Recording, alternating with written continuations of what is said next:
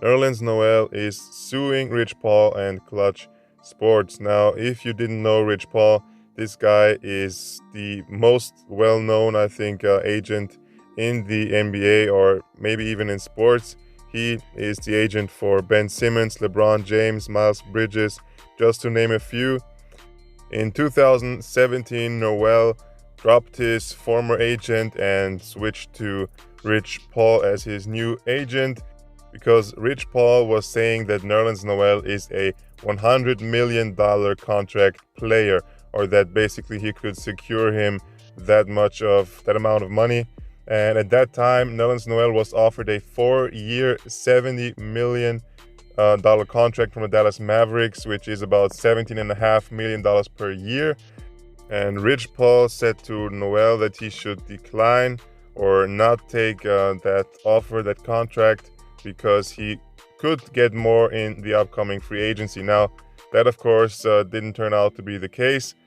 After a couple of minor injuries, Noel only signed a minimum contract with the OKC Thunder at that time with Carmelo Anthony and Paul George.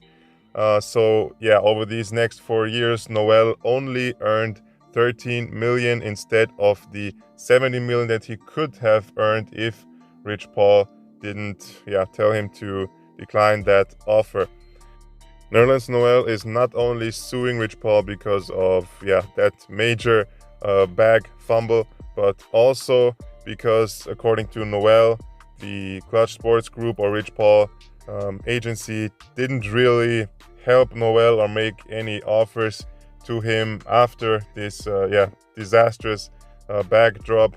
They didn't show any interest and didn't help him. They didn't set up a plan for him what he should do in order to maybe get a better contract in the future. So that's why he is suing them. In my opinion, at first glance, it looks a bit overblown to go out and sue a guy like Rich Paul. But if you read further into it, I think, we can understand Nerlens Noel, that he's very frustrated.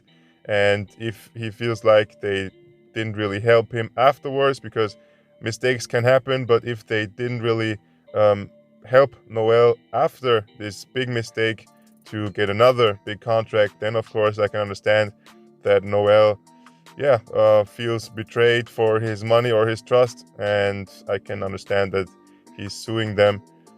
So it's, I think, a similar situation like we had with Dennis Schroeder this year, who turned down a $84 million extension with the Lakers and instead got a $5.9 million deal with the Celtics.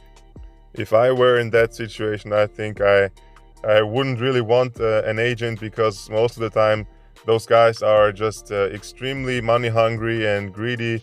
And it could, of course, if you go too far, and that happens way too often, that can cost you big amounts of money. And one of the prime examples, Nerlens Noel, but also Dennis Schroeder in this case. Just take the big time offer of $70 million, or in Dennis Schroeder's case, $84 million. Why reject that offer? I don't get it. But of course, there's always a money-hungry agent sitting right next to that athlete, telling them that they can earn way more. And of course, they are saying that because they are earning a percentage of the new contract that a player is signing. Let me know in the comments what you think about this and how you would act if you were an NBA player.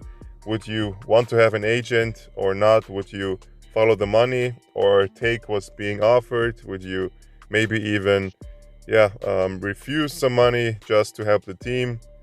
What are your thoughts? And don't forget to subscribe and also leave a like. Have a nice day, guys, and see you in the next one.